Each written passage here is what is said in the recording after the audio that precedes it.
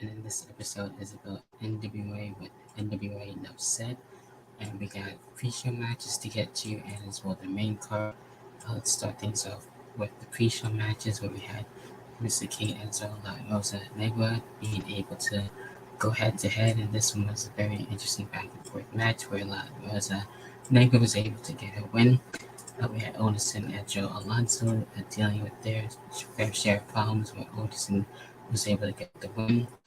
Then we had was kind of like a mixed tag, but they treated it as a basic tag team match, which is actually really cool. Mercurio and Natalia Markova taking on Genocide and Max the Impaler, and it was really interesting to see how things turned about because Mercurio and Natalia Markova somehow got the win. I'm sure Natalia Markova and Max the Impaler would continue their feud afterwards. And then we had Dax and Dax Draper and Mims in tag team action dealing with Jack Stain and Black Troop, and they were able to get their win. So happy about that for Dax Draper and Joe Mims.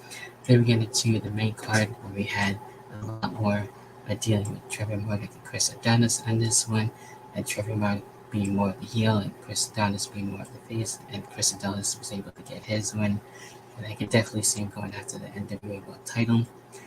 And then we got Kevin Kiley, of all people, which is really crazy to see him in NWA dealing with EC3. I was going for more with Kevin on this one, but EC3 was able to somehow take him out and mess with him throughout the whole entire match. So I don't know if this was a one-off or if he'll be back for more. That would be really cool to see. So we'll definitely wait and see what happens there. We had the Singapore King match dealing with Tom Latimer and Fowler continuing their fair share of problems. We didn't really need the stipulation, at least Latimer didn't anyway, and he was able to basically destroy Fowler and get his win there. We had the NWA National Championship match, Cyan and Homicide going head to head, and Cyan actually finding a way to actually take out Homicide and keep his title.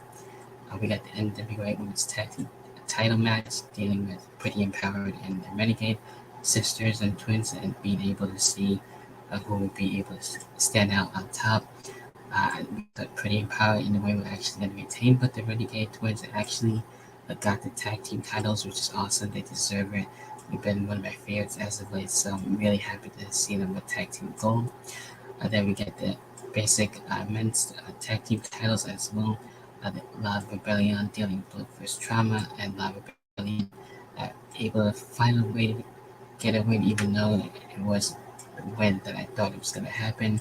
Kind of a weird ending, but dealing with the brawl and everything, Rebellion in a way still got their win. It just sucks to see how things happened that way. And then we had the NWA World Junior Heavyweight Championship match between Kevin Morton and Alex Taylor. This one was very interesting, to say the very least. And Kevin Morton has been on the roll, and I'm happy he was able to keep his title, which has been awesome. It's been one of my favorites to watch, definitely for sure. So happy Kevin Morton was able to get the win. Then went into probably my match of the night, the Women's World Championship match, the No DQ match, Camille and Angelina Love. They were able to continue their fresh problems, and at times I thought Angelina Love was going to get the title, but then Camille, she was able to go to the extreme, pun intended, dealing with the coast to coast, which is dope and sick as hell to see that Camille actually keeping her title. So that was really cool. So it still remains to be seen who will stop Camille. So that remains to be seen. She's still looking to be still one-time champ. Then we got into the main event, the NWA World Heavyweight title match between Tyrus and Mike Cardona.